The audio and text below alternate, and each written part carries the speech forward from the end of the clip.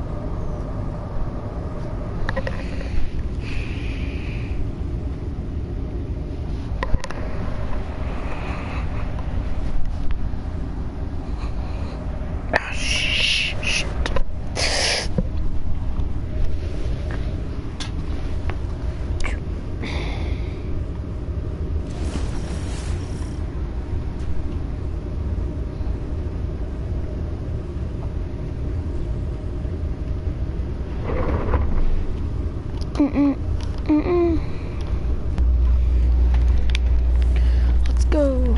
Got it. You've got a tough road ahead, so I'm sending in Holiday with something special. Whoa. How special are we talking? Just keep moving. Storm the facility and board that Cabal carrier. No matter the cost, we must get to the Almighty.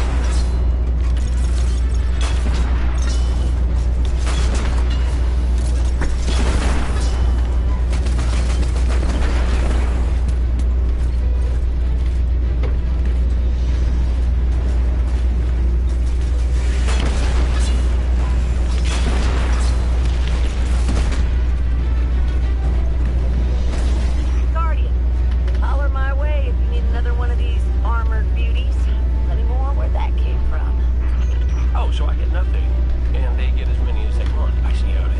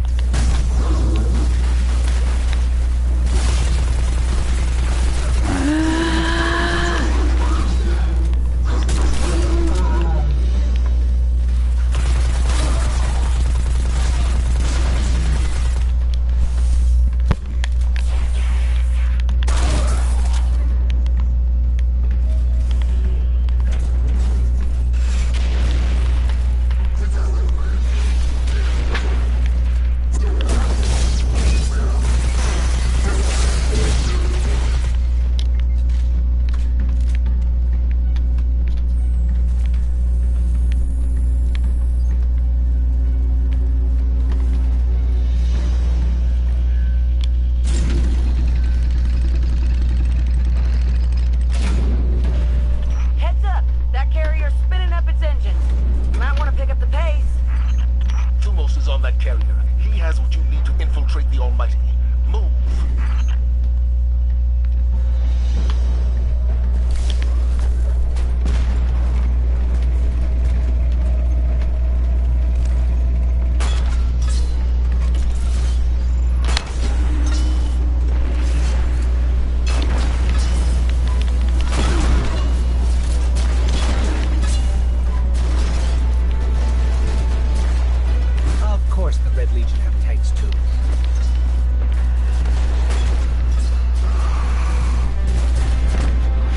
Friggin' heck.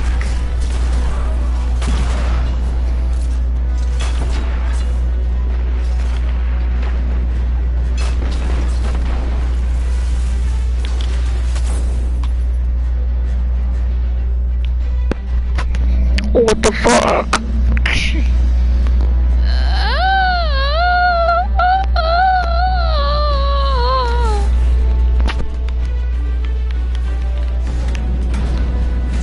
Freaking open.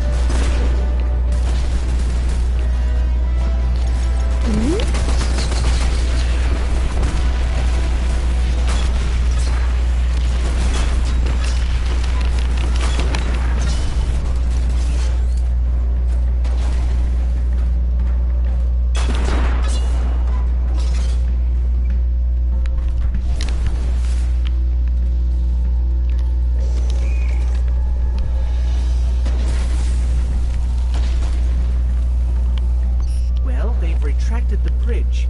We're not going to be able to cross that gap. Oh, your super tank can't fly? Oh.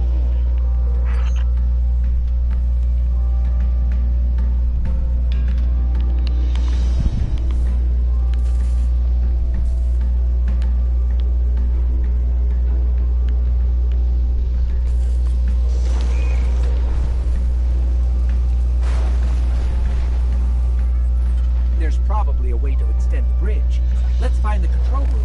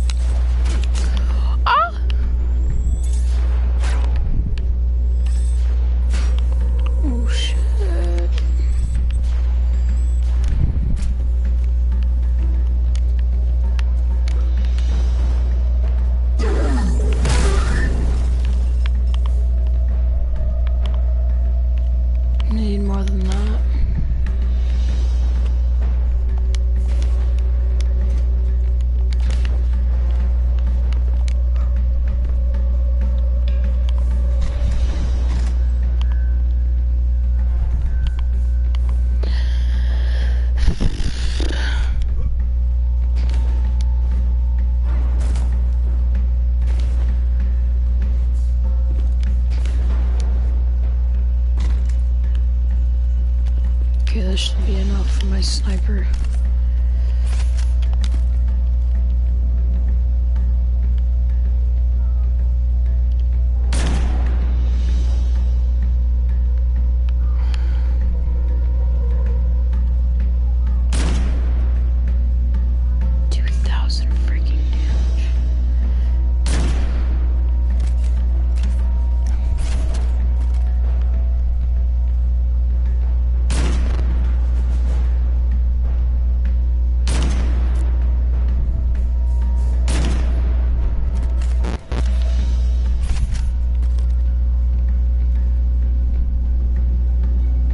Pussy.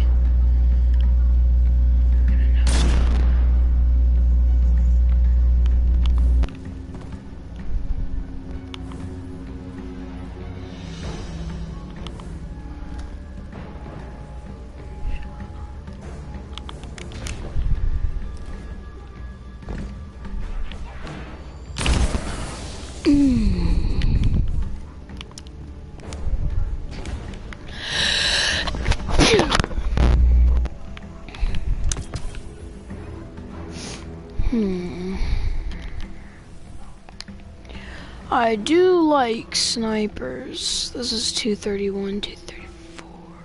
Okay. So they both have the same stats, except one is fire. Yeah, okay.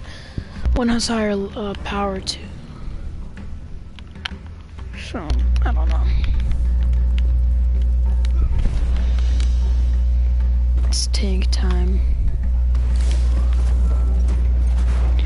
Boom.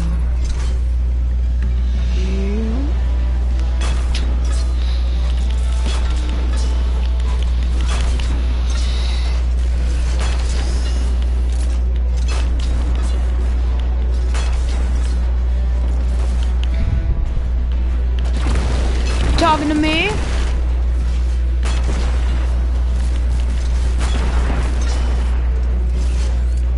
Little bitch.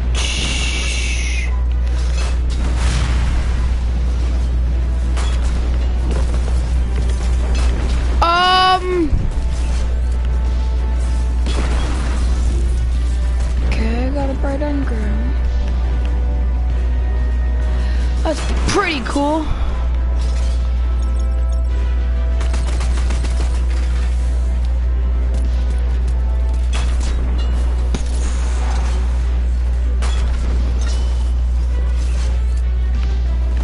I did not see that.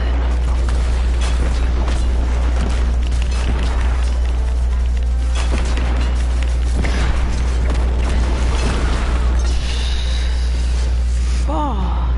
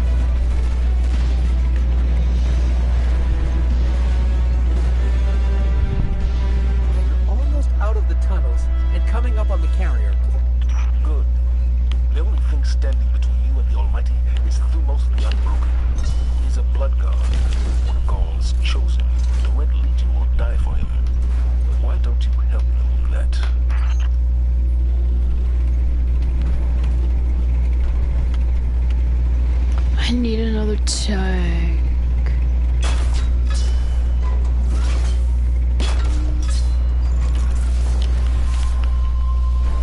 They're shielding the carrier.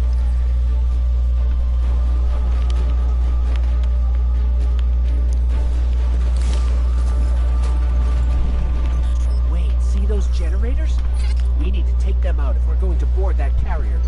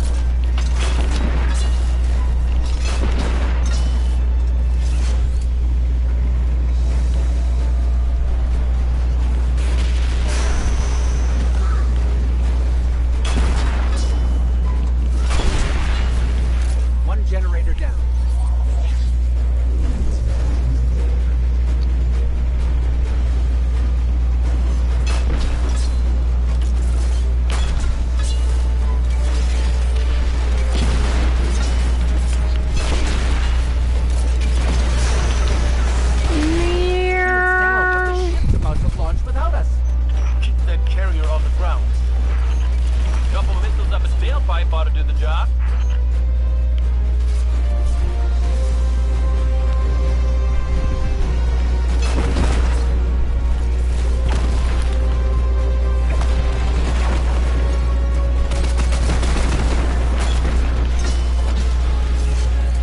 Where am I going?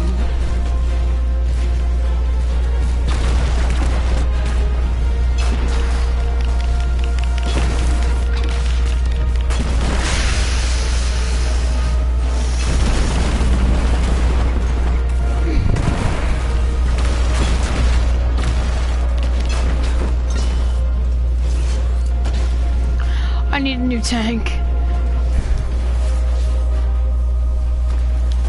Go.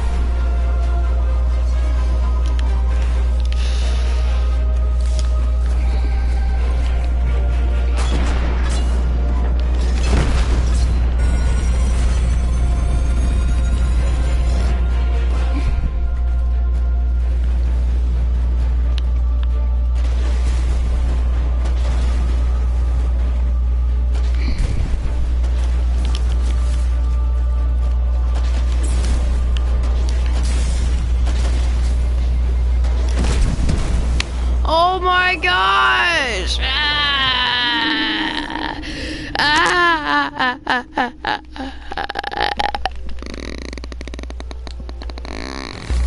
that carrier on the ground. Couple missiles up its tailpipe ought to do the job.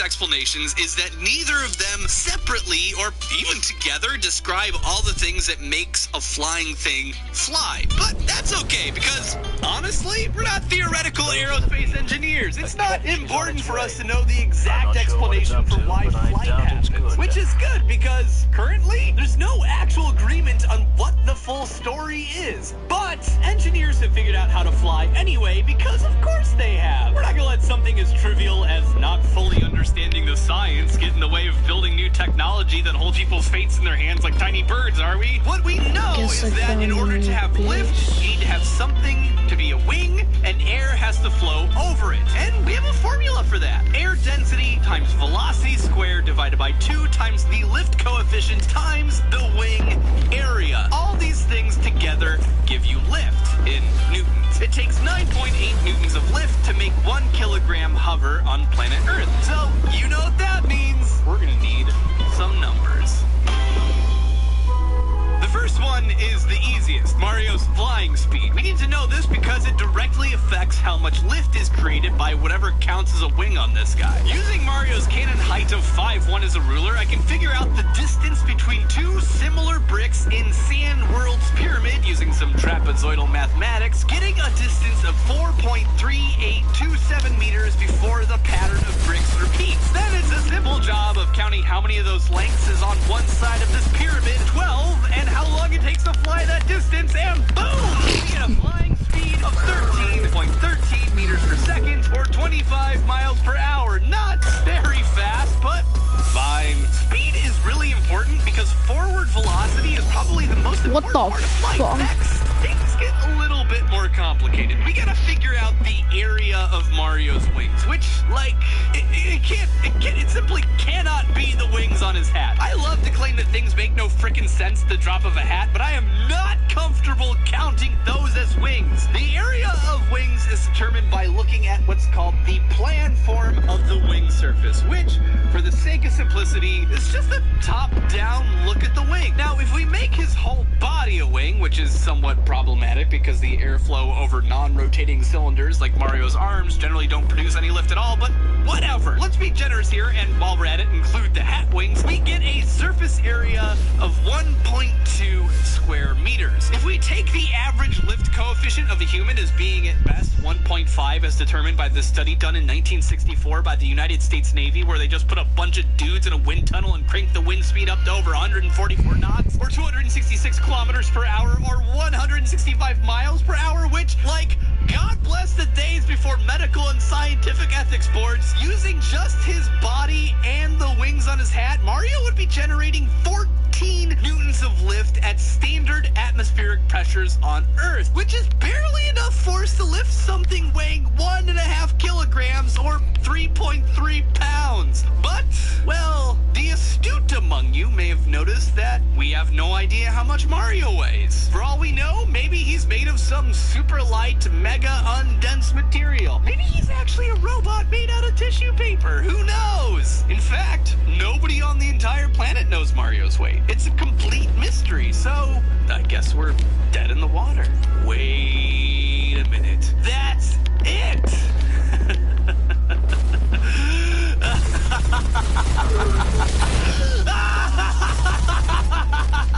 I have done it again! Water is the key to everything! Nintendo has tried to hide the canon weight of Mario from us so they can continue to get away with whatever weirdness counts as physics in their games, but they overlooked one key thing. I am unstoppable. Before we get to the good stuff, we gotta figure out the gravity of the Mario universe. In my experience, gravity in most platformers is significantly higher than it is in our world. It may seem lower because everyone jumps so high, but I think that has more to do with how beefy their glutes are than anything else. You see, falling at a rate of 9.8 meters per second would be agonizingly slow in a platform game, and Mario is no exception. Each game varies slightly based on frame rate and just general game feel, but using good old pixel measurements in Super Mario 64, I figured out that the acceleration due to gravity in that game is 26.12 meters per second squared, or over 2.66 Gs. 2.5 times as powerful as Earth's surface gravity. No wonder his glutes are so powerful. Yikes! Now that we know that, we can do the really fun part.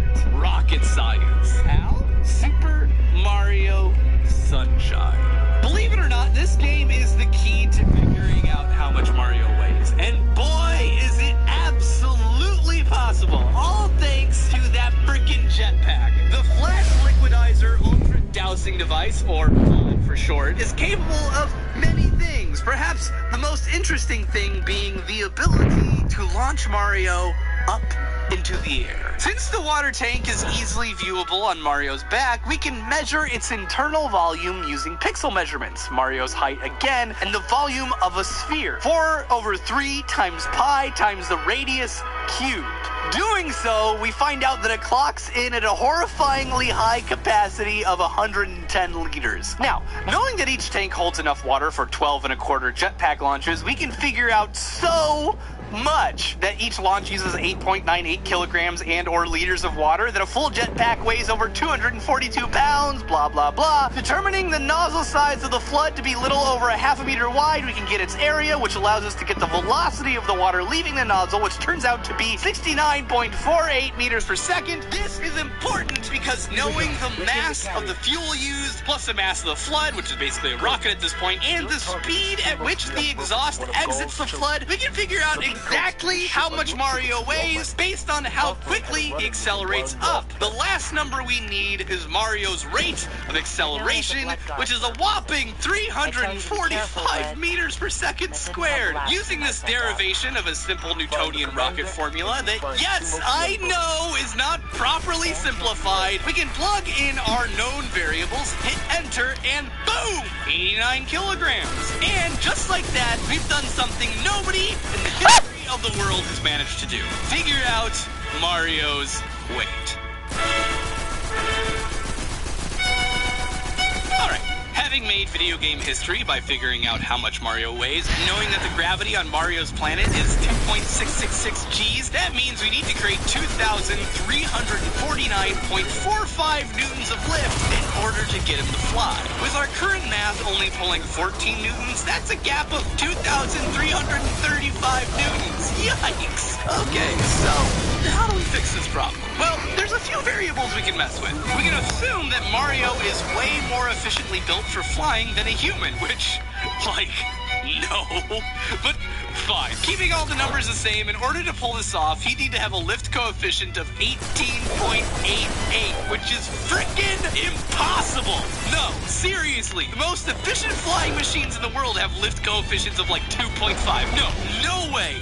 No way is this it. And Mario is not the most aerodynamically efficient thing in the entire universe. Just look at that big goofy face. So, no, that can't possibly be it. There is something we can change, however. Something that honestly isn't even that much of a stretch. The air density. Earth has an average air density at sea level of 1.2 kilograms per cubic meter. That means for every cubic meter of space, there's 1.2 kilograms of mass. Interestingly, gravity and the air density are closely related because higher gravity means that more gas is pulled downward, which means it condenses more. But even if we multiply normal Earth density by Mario's gravity, we still come up short with the lift coefficient dropping only to 7.08, which is still way too high. But while gravity is an important factor in air density, it's not the only one. The most important factor is ultimately how much gas is actually in the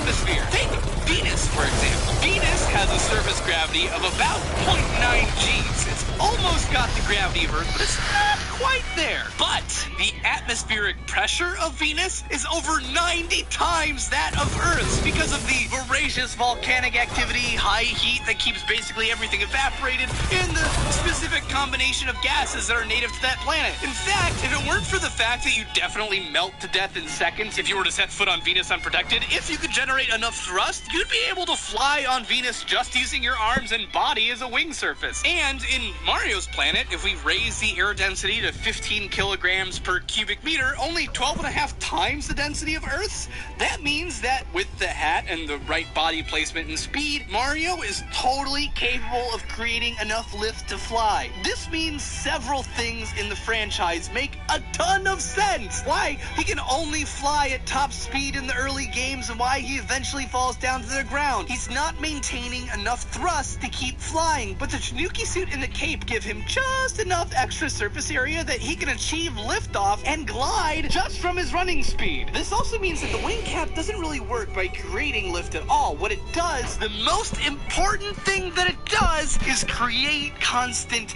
thrust. Instead of thinking of it as a wing cap, we should be thinking of it as a propeller hat, constantly providing Mario with forward momentum, which allows him to achieve infinite flight. And you know what else this means, don't you? The planet of Super Mario, the one we spend so much time on, cannot be Earth. Mario cannot be a human being. Everyone on the planet is a vaguely humanoid-looking alien, which honestly, I take as a thing of comfort. It certainly makes Mario's height less contentious. Although, what the heck is New Donk City all about?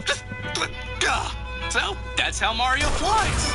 There's just a lot more atmosphere on Mario's home planet. Is it because of all those volcanoes that Bowser likes to hang out in? Who knows? But hey, at least Mario isn't dead. At least, not today. Sincerely, Austin. Got the map. Let's find Thumos.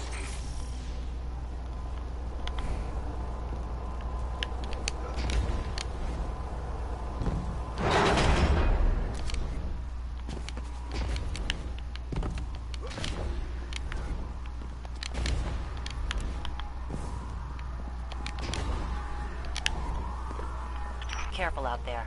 The team I lost to Thumos, they were good people. Some of my best. Our Guardian can handle it, Hawthorne. It's what we do. It's what you did.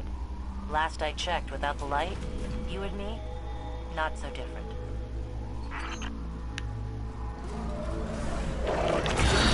Jeez!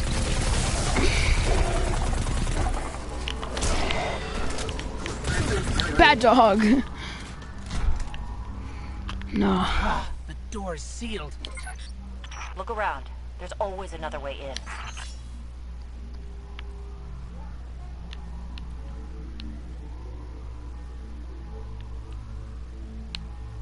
Checking the schematics. Got it. Use that vent. It should lead us back to where we need to be.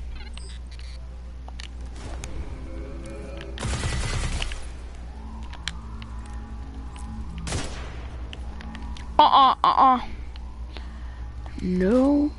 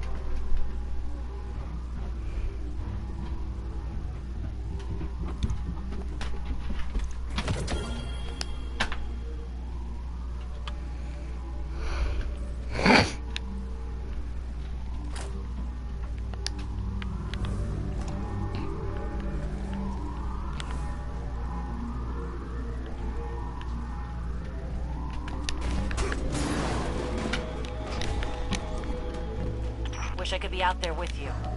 Pull the trigger myself. For my team. Your time will come, Hawthorne. I'm counting on it.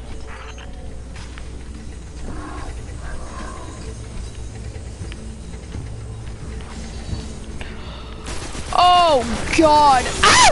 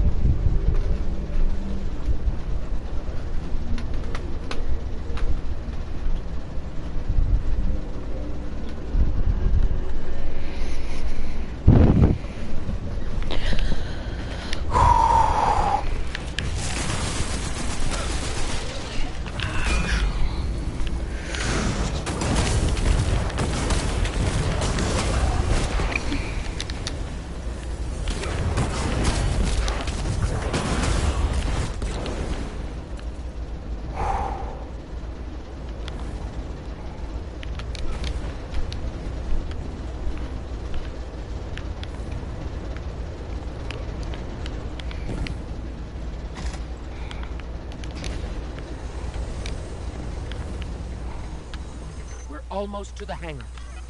By now, Thumos will know you're coming for him. Expect a welcoming party in there.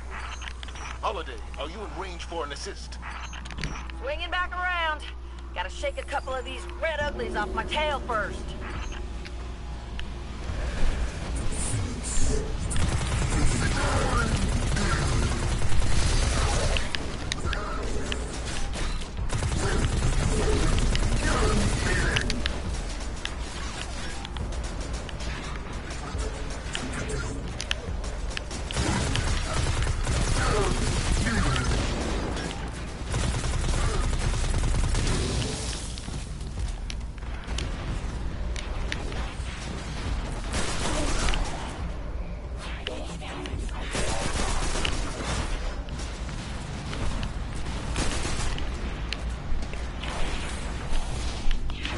Run!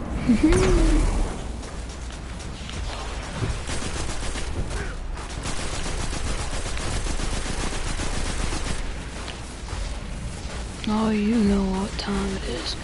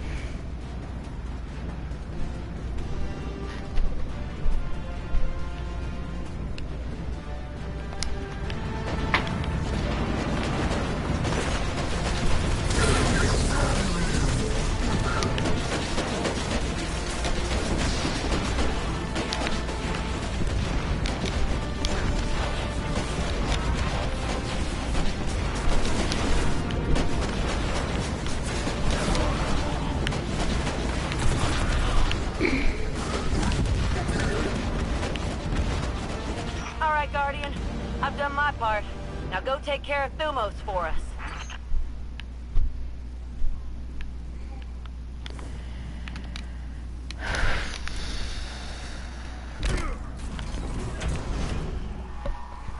Let's do this.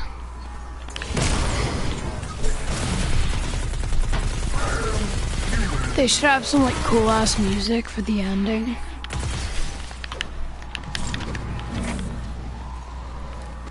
They freaking better run. Oh shit!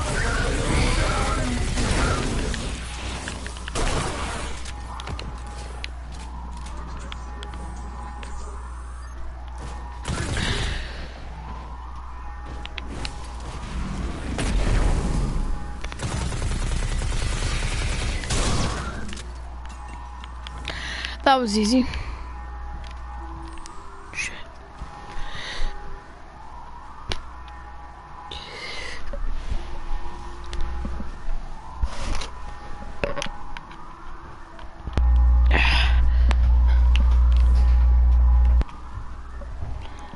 I'm just waiting for a huge thing. Oh, well. There's nobody in here. I was wrong.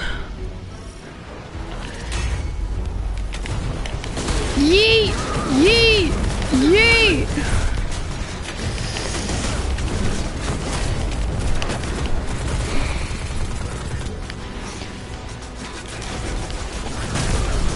Oh.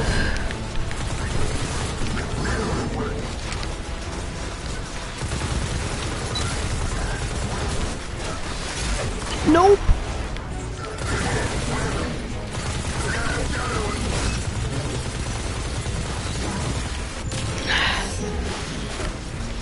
Oh my gosh. You're dead, Thumos. Gotcha, bitch.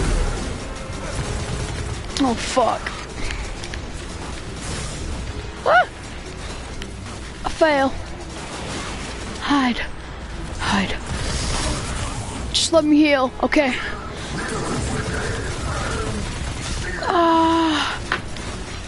Oh, you... oh, you... Why am I not using my sword?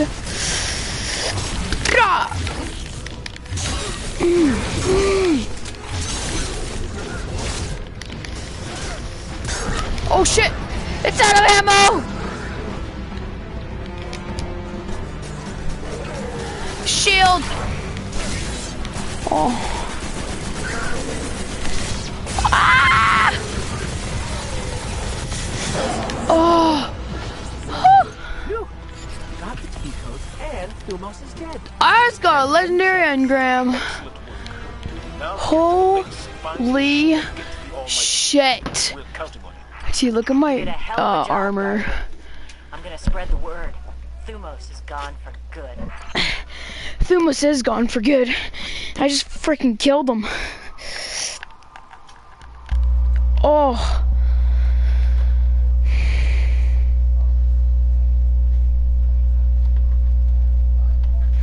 I have a bright engram and a legendary engram right now. You know what bright engrams do, right? Yeah, they give you like, Exotics. No. Yeah. No, look. They usually give exotics and legendaries. No. Tell you what bright engrams do is they give you like fashionable stuff. Look, I'll show you. It's like stuff I can, it's like emotes and shit.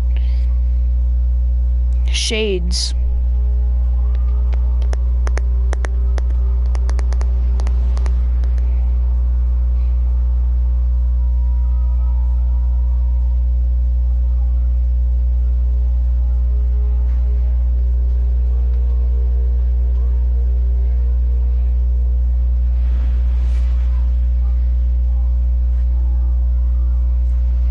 Let me join your party.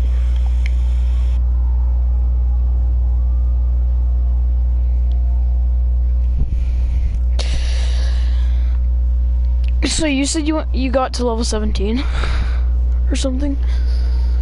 I'm so pissed because I need to get the Osiris DLC to get to level 25. The max level is 20.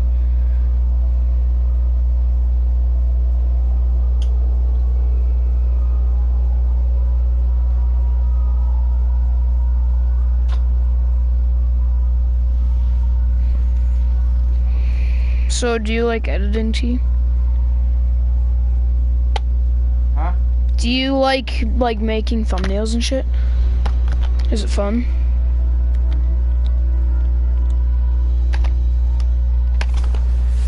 So look. Oh, I have mail. Wanna grab that? Underway. I'll take them so I can just get rid of them. Wait, let me just... Even in war, we must find ways to enjoy ourselves. See, look, bright engram, decrypt. I just got all of that. I just got a new ship. All those. So yeah, you can look at this. You can freaking put this on your shit. It's for a chest piece. Look at that. Come see me Then my again, Guardian. legendary engram. History awaits. Ooh, energy weapon. Farewell. I will look upon the traveler again someday. But until then, I am needed here. think this is better. I don't know. But, oh, I got rid of it.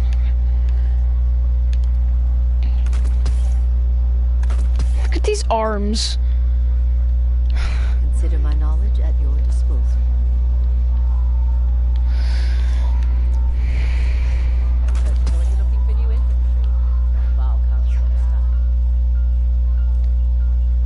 See, look at all these modifications. But I don't want to use them right now until I get, like, good loot. Look how many freaking shaders I have. Oh, and then I can change my ship. History, Guardian, or you become its victim. Whoa. That's cool. And then I have all of these. I like the one I have right now. There's apparently... Wait, I want to dismantle some stuff. Oh, it should be... No, in my inventory. Shaders.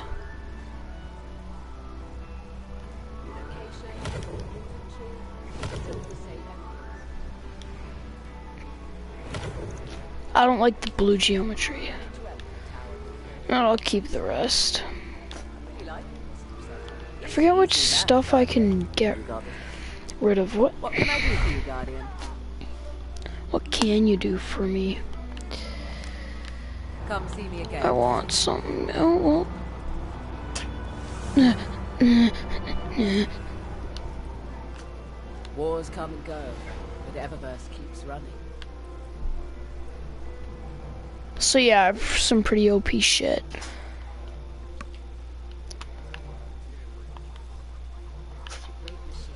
Can I dismantle these? Holy shit, why do I have so many gunsmith parts? Jesus. Ooh, I have Commander's Blessing. Did Tyson have to go or something? What's the word from the front line? This is the Crucible Gunsmith. I can't redeem this right now because I don't have a faction. I need to beat the campaign to get a faction. Which is bullshit. Well, here's the Crucible Handler. Time to fight, Guardian. Time to fight, Guardian. I need... It looks pretty cool. I have legendary shards because I got rid of my legendaries. Well, some of my legendaries. Gonna get rid of you. You. Oh, no wonder I have so many gunsmith parts. Because I'm getting rid of all my crap. Are you sure?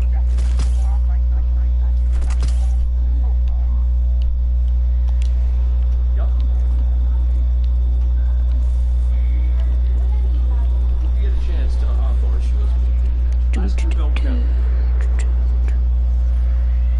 What you got for me?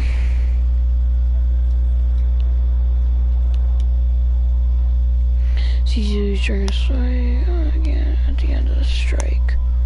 What's a Vanguard gift? I don't even fucking know. Oh, here's a Ray, Ikora.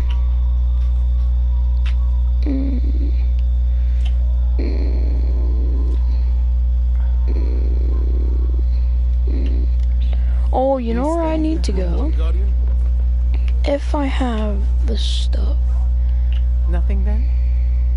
Are you sure? Jesus Christ. Bring these to a gunsmith to increase your reputation with them. What? Where's the fucking gunsmith? The gunsmith is down here. But no, that's the Crucible Gunsmith. I don't know. Yes, this is faction reward. Your reputation with the gunsmiths precedes you. Take this reward in recognition of your deeds, and it's not showing a freaking reward. The hell?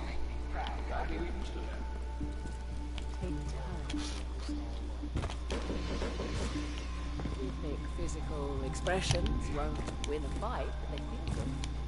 feeling good is better than not.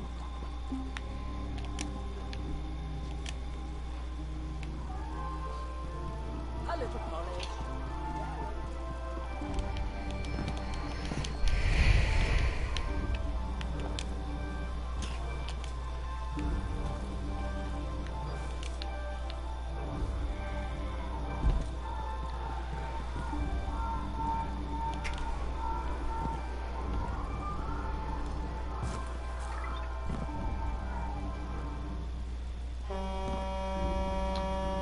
No.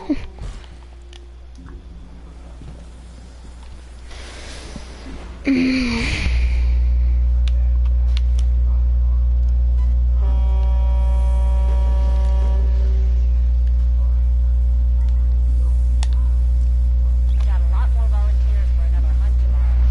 Not all the Cabal got the memo that we learned.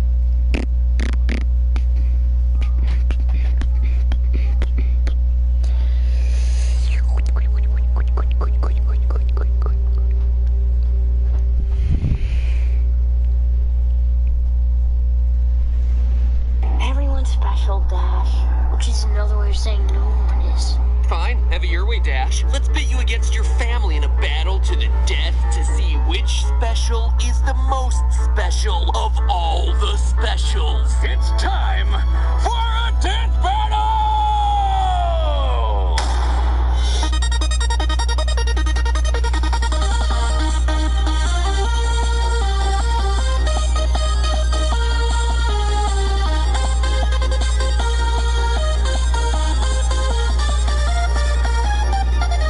Hello, Internet. Welcome to Film Theory, the only show that can monologue longer than a villain in a superhero movie.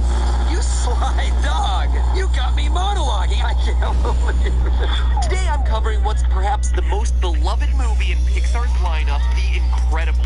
A film that probably earned that title because a lot of you watching saw it when you were kids. A fact that, in retrospect, is a bit alarming considering what the movie's really about. I mean, for a family-friendly film, you have a villain that actually kills people, a wife that suspects that her husband is cheating, and repeated deaths by engine turbine. I've always thought that it had a weird of a villain that actually kills people, a wife that suspects that her husband is cheating, and repeated deaths by engine turbine.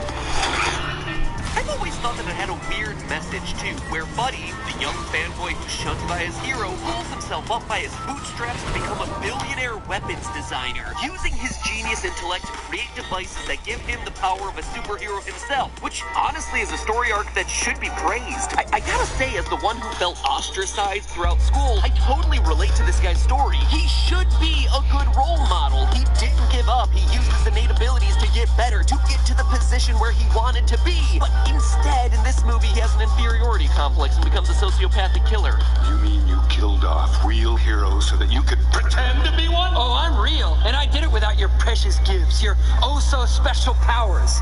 Hey, Pixar, I totally feel what you're going for here, but seriously, intelligence should be a real superpower. But nope, not in The Incredibles, and then the rest of the film treats him like a joke, until he dies a gruesome death and the heroes are all solidified as the ones who are born with their innate abilities. Clearly, this movie believes that some people are just more oh-so-special powers.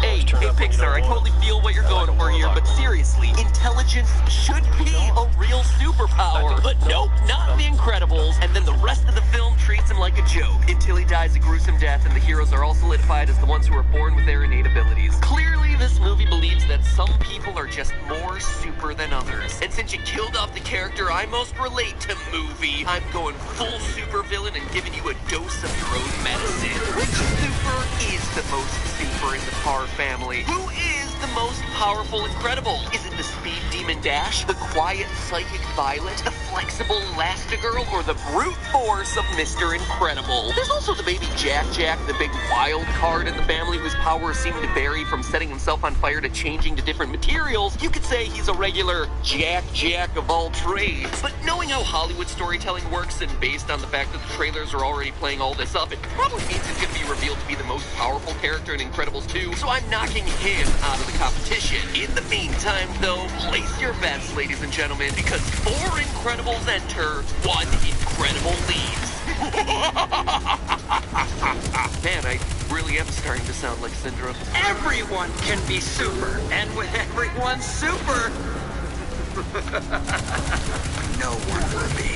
First things first, if you want to talk about raw strength, then you have to talk about Mr. Incredible. Even if Bob Parr has put on a few pounds since retiring from his superhero days, he is still a hunk of muscle. Tossing around cars the same way most of us would toss around a Frisbee. Well, I guess if you were really throwing the car like I throw a Frisbee, it would mean you would throw the car, it would immediately karate chop down into the ground, and then roll around on its edge in a direction completely opposite the thing I was trying to throw it at, just rubbing the shame in my face as it rolls. But where we really see him start to push his powers to their limits is when he halts a train traveling at full speed right in its tracks. To figure out how much force he needs to stop that train, we need to know two things. The train's deceleration, how quickly he was able to bring that train to a halt, and the train's mass. Calculating the train's mass is a bit difficult because for the brief moments that the train is actually seen on screen, we never see how many train cars there are. However, with a bit of historical research, we can actually come up with a pretty good guess on how many train cars there were, how much they weighed, and how fast the train would have to have been moving. In order to determine the mass of each railway car, we can compare it to a similar railway car in the real world. In the movie, we see Bob reading a copy of the Metroville Tribune, which, when you zoom in real close, shows that the second half of this movie is set in the year 1962. The train stopping scene happens in the movie's opening moments before a 15 years later flash forward, meaning that that scene with the train happens in 1947. Details also point to the city of Metroville being based on Chicago. The font and name of the newspaper make it look like a tribute to the famous Chicago Tribune. And Chicago is a metropolitan city that had a booming economy during the time period of the movie. More importantly, Chicago is also famous for its L train,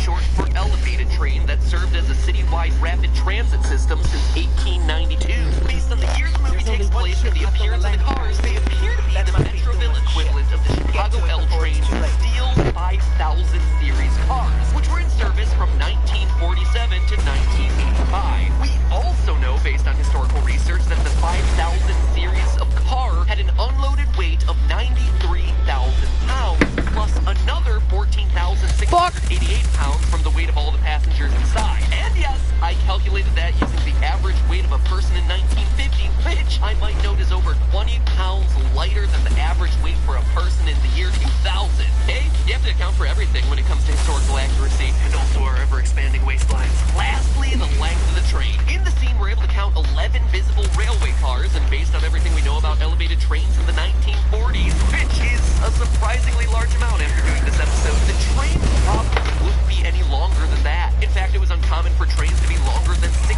cars during commuter hours way back then. All of that gives us a grand total of 1,184,568 pounds for the mass of the train. That is 592 tons. Mr. Incredible certainly has a lot of work to do, and work he does. He brings that train from 55 miles per hour to a screeching halt in just under 10 seconds. 9.9 seconds if we want to be exact. To do that to a 592-ton train, he'd need to exert a force of 1,333,000 newtons. That's the equivalent of 299,670 pounds of force. Just for comparison, a study of 70 boxers found that elite-level fighters punch with an average of 776 pounds of force, with the strongest one ever not being able to reach 1,300 pounds of force. Bob's punch, by comparison, would be 230 times stronger than that. They don't call him Mr. Incredible for nothing, and with that, 1,333,000 newtons of force is our number to beat. Next up is Helen Parr, aka Mom, aka Elastigirl. Measuring Elastigirl's strength is a bit trickier here, since she's not really about raw strength, but rather raw stretch. We never really get to see her stretched to her limits, but we do get to see how flexible her abilities are. Ba-doom-ching. Alright, I'm done with the puns. She has a parachute mode, boat mode, hovercraft mode, limbo mode, shield offspring from oncoming homing missile explosion mode. Hold up, completely shielding the kids from an explosion of a homing missile? Yikes! If her body is able to go full Groot and repel the force of an explosion like that, protecting what's inside, it must be pretty strong. And based on her passing out in the aftermath of the explosion, it's pushing her powers to their limits, So that is the scene we're gonna analyze. But just how strong is she? Let's look at the missiles. We don't actually see any other aircraft in the vicinity, so it looks like these are gonna be surface-to-air missiles, SAMs, as opposed to air-to-air missiles. But how powerful are they? Well, when it comes to surface-to-air missiles, the explosive yield will ultimately depend on the warhead it's carrying, but faster usually means more powerful. I mean, the fastest missiles in the world are ICBMs, which can reach speeds of over Mach 15. 15 times the speed of sound, and they're usually designed to carry nuclear warheads. It's a scary thought. Anyway, from the way that the missiles appear to only barely outspeed the plane, we can assume that they're probably moving at close to the same rate. Now, a typical commercial jet would be able to hit speeds of around 600 miles per hour, which is subsonic. Less than the speed of sound, not even Mach 1. And we never actually see Helen's plane cross any sound barriers, even as she's trying to avoid these missiles. So that means that the missiles must be moving pretty slowly. Currently, the slowest and typically weakest surface-to-air missiles used by the US military still hit a speed of around Mach 2.5, which means I guess Syndrome's weapons budget was more focused on building killer robots and not so much on buying anti-aircraft missiles. Information on this subject is a bit hard to find, and digging around for it has undoubtedly put me back on top of several government watch lists. There goes my trusted traveler pass I worked a year to get. But out of all the missiles used by the US military, the slowest one is the RIM-116 Rolling Airframe Missile, RAM. A missile delivering a warhead with an explosive yield equivalent of 47.279 megajoules, or just around 24.9 pounds of TNT. But here's where things get even more complicated. In the scene, we see not one, not two, but 3 missiles. Also, Elastigirl isn't even the first thing the explosion hits, impacting the plane before even hitting her. Also, we have to consider the fact that Elastigirl isn't at the epicenter of the explosion when the missiles go off. This all matters because what we think of as an explosion is basically just a shock wave that gets weaker and weaker as you move away from the epicenter. And this drop-off happens exponentially. So this time, we're just gonna have to do some rough estimations. If we estimate that the plane's main body, or fuselage, is 10 centimeters thick aluminum, standard for a typical Boeing aircraft, and we use what we know about the impact strength of aluminum and estimate Elastigirl's distance from the initial explosion at around 3 meters based on the size and shape of the cabin and where we see the missile impact the aircraft, Elastigirl's body is absorbing a whopping 3,510,000 pounds of force. That is more than 10 times as much force as we calculated for Mr. Incredible to stop that moving train. Ladies and gentlemen, we have ourselves a new front runner, and a new definition of girl power, and a new definition of Wonder Woman. Okay, I'll stop. Up next is Flash. I mean Dash, the speedster in the family. Who knows though, maybe Incredibles 2 will feature Reverse Dash, complete with a yellow costume. They could even completely rip off the Flash and recreate that time that the Flash was shot with a fat ray, kidnapped and then put on display as the 1,000-pound wonder, like some sort of freak show. Ha-ha! You get it because he's obese now.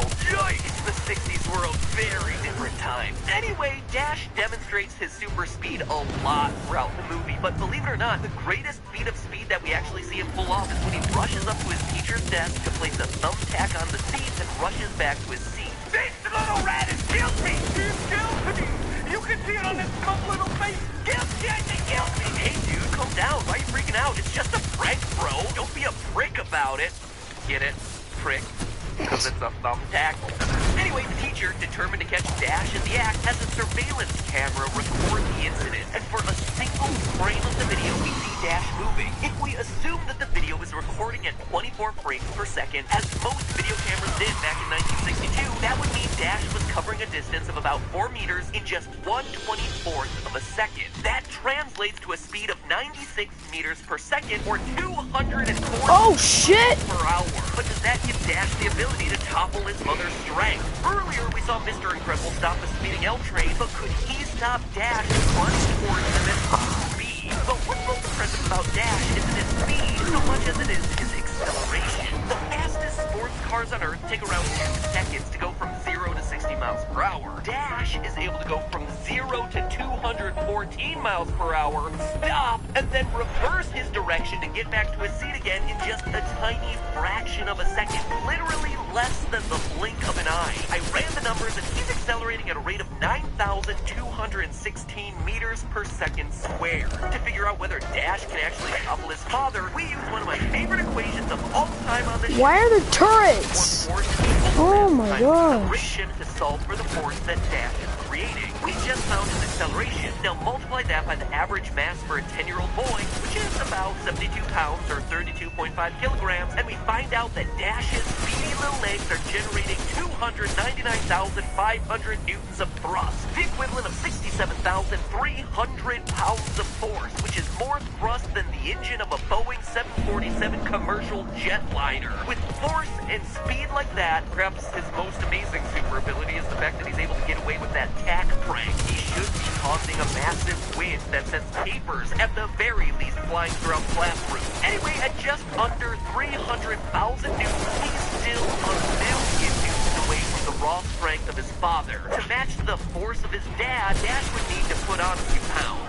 A few hundred pounds, in fact. Starting with that 1.3 billion newton threshold we calculated for dear old Dad, dividing by Dash's acceleration, he'd need to weigh in at 141 kilograms or 310 pounds to tackle his father. And way more than that to punch through his mother's... Shit! 137 pounds, or a whopping 380 kilograms. Where is a good politically incorrect flash fat rate when you need it? And then... there was one. 14-year-old Violet, the bashful, shy girl who wants nothing more than to reject her superpowers and be normal herself. Now, she's a tricky one since her powers aren't physical like anyone else in her family. First, the girl who wants to hide from the world can, appropriately enough, turn invisible. But more to our purposes, she can create force fields capable of blocking pretty much anything. And you can't have a force field without the word force, the exact measurement we've been using to compare the family. We find out about 90 minutes into the movie that Violet's force field can easily deflect bullets. Using the performance of a standard issue M16 rifle as reference with a 960 meter per second muzzle velocity, 4.02 grams mass per bullet, and an estimated stopping distance of 0.01 meters, the protected bubble she's creating is acting with 83,288 pounds of force, 370,000 newtons. That alone puts her ahead of her brother when it comes to raw strength, but it's not even close to the full extent of her force.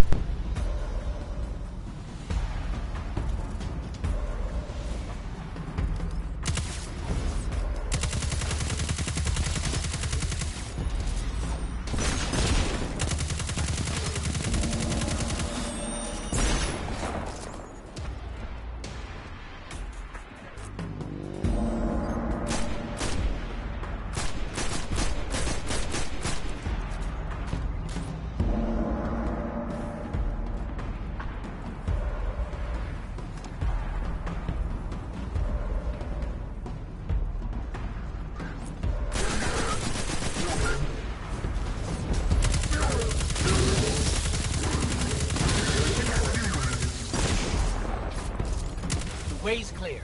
Now let me at Thumos' ship. Great! This is the part where you borrow it.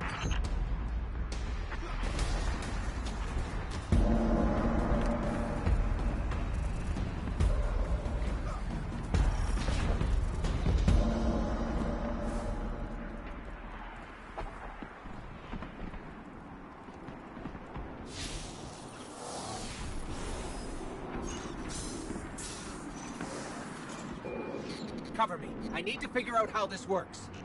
Protect that ship!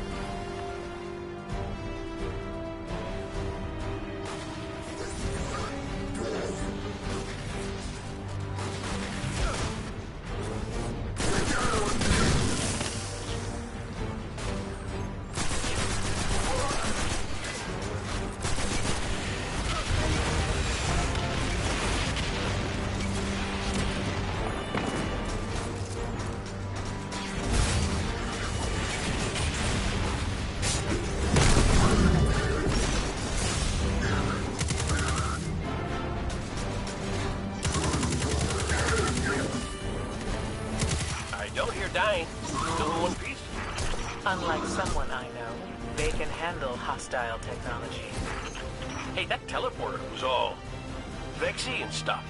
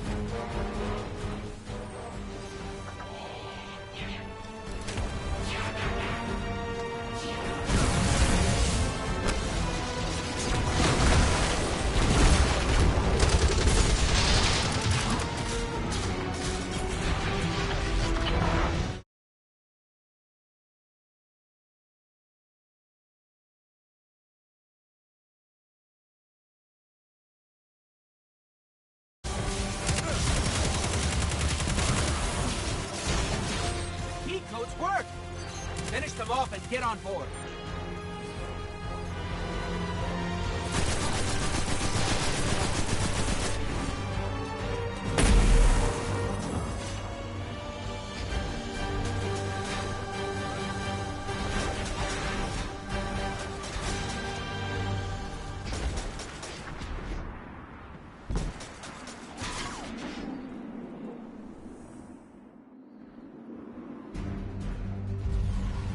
Our plan relies on you.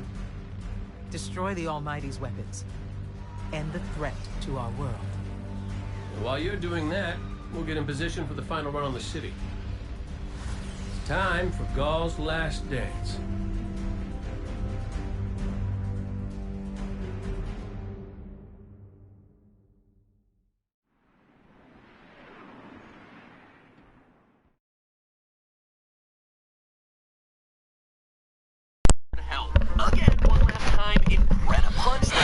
Hello. It's not even super memory will help you remember the huge block of link text you see on screen right now. But you know what you can remember? The fact that this was all just a theory. Hello. A film theory. Hi, Cameron. Hi, Joshua. Hi, Ultra. So, ready when you are, partner. Called me by my real name, but you didn't call him by his real name. Is yours starting? I don't remember his real name. How many are you on the bus? I'm almost done Destiny 2. Are you on the bus? How much are you at? 93. Feels appropriate considering it's about Deadpool. So embrace the You guys are in the... Are you guys both in the same solo game? Yeah. Nice. Can I join in after you're done? Yeah. We're in the same spot. I just jumped. Let's go to our spot.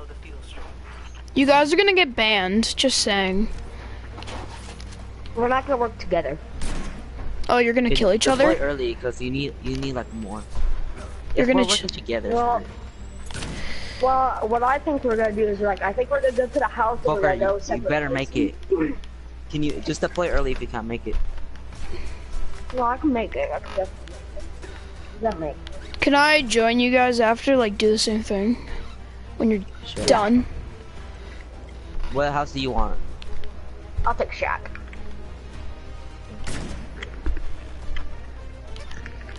Shit, I'm out of ammo for my Is that you with the umbrella? Do you have an umbrella? Yeah, that just landed now. Yeah, this is me with my skin over here. Hey, we're the same solo. Hey, I'm You're gonna come late. up to you in a minute and dance. We need to like not accidentally kill each other. Yeah. I have a silenced pistol and some mini shields. I'll take them. Now we're official dudes. Is this you right here? Yeah. Bye. I'm almost done we know each the other. Destiny 2 campaign. Nice. Wanna stick together? So fucking close If we to. both get to where it's just me and you, I'll let you in if you want. Okay? I don't think that's gonna happen, but okay. Here, come here. Come here. Take a mini shield. My controller's gonna die. Let me switch it. Okay. Hi, Brendan. Almighty and the sun before it Hi, Prop Brendan. Hunt's fun. Have you played it? Prop hunt on one. On what? World War II. Oh, there's prop hunt. Okay, bye Destiny 2. I'm playing some prop hunt.